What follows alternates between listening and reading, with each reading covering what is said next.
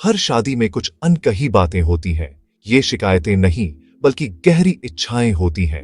कुछ राज जो चेहरों की मुस्कान और रोजमर्रा की भाग दौड़ के पीछे छिपे रहते हैं। ये वो सच है जिन्हें शब्द नहीं, बल्कि समझ की जरूरत होती है।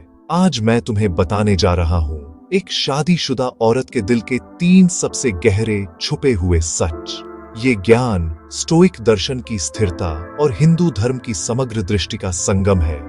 अगर ये 3 बातें समझ आ गईं, तो आपका रिश्ता सिर्फ एक शादी नहीं, बल्कि एक गहरी दोस्ती और एक सच्ची साधना, तीनों एक साथ बन जाएगा।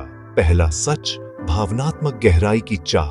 हर औरत चाहती है कि उसका साथी सिर्फ उसकी बातें सुने नहीं, बल्कि उसकी भावनाओं को महसूस करे। वो समाधान नहीं, सहानुभूति चाहती है।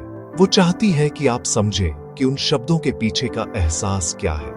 स्टोइक सम्राट मार्कस ऑरेलियस ने कहा था, तुम्हारे विचार तुम्हारी जिंदगी बनाते हैं। जब आप उसकी भावनाओं को समझने की कोशिश करते हैं, तो आप उसके विचारों की दुनिया में प्रवेश करते हैं। हमारे शास्त्र भी यही कहते हैं, मन एव मनुष्याणाम कारणम बंध मोक्षयो, यानी मन ही इंसान के बंधन और मोक्ष का कारण है। जब आप उसके मन को समझते हैं, तो आप उसे भावनात्मक बंधनों से मुक्त होने में मदद करते हैं। सच में सुनना, बिना जज किए, बिना सलाह दिए, बिना बीच में टोके, एक सुरक्षित जगह बनाता है जहां वो बिना किसी डर के अपने दिल की बात कह सकती है। आज रात एक छोटा सा प्रयोग करो। बस 5 मिनट अपना फोन साइलेंट करो, टीवी बंद करो और उसकी आंखों में देखकर पूछो, आज तुम्हारा दिन कैसा था? सच में बताओ। और फिर बस चुपचाप सुनो। आप देखेंगे, सिर्फ इस एक छोटे से बदलाव से आपके रिश्ते का मुरझाया हुआ पौधा फिर से हरा भरा हो जाएगा। दूसरा सच, सम्मान और आदर की अटूट आवश्यकता।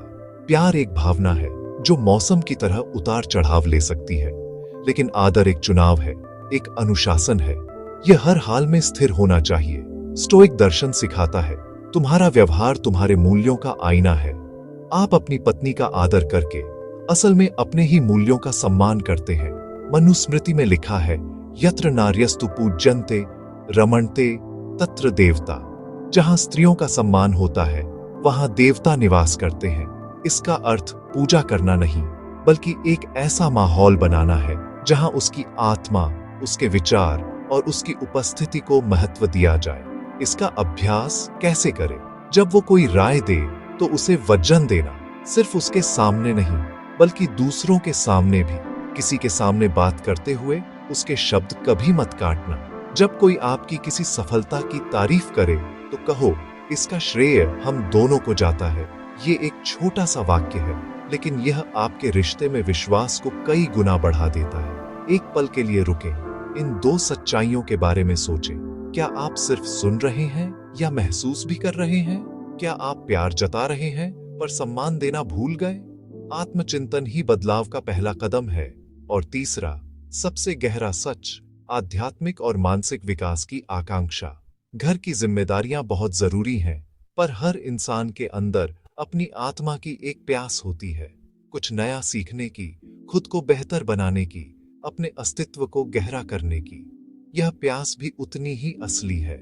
स्टोइक दार्शनिक एपिक्टेटस ने कहा था, पहले खुद से कहो कि तुम क्या बनना चाहते हो, और फिर वो करो जो तुम्हें करना है।